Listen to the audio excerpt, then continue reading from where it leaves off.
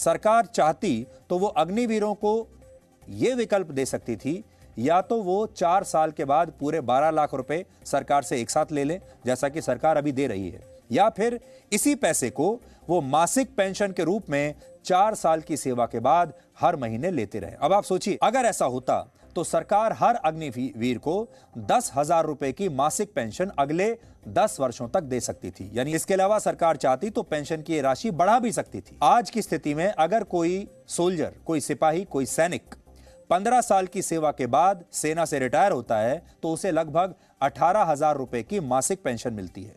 इसके अलावा इस पेंशन पर उसे 20% महंगाई भत्ता मिलता है, जो 3,600 रुपए के आसपास बैठता है।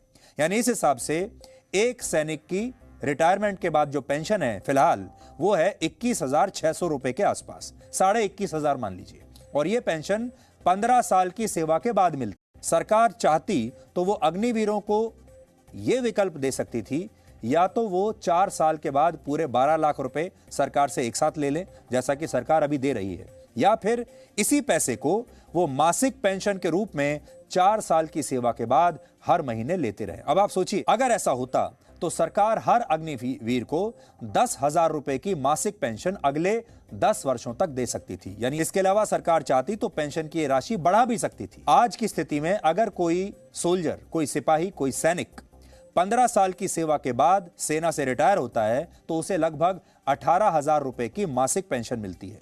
इसके अलावा इस पेंशन पर उसे 20% महंगाई भत्ता मिलता है, जो 3,600 रुपए के आसपास बैठता है।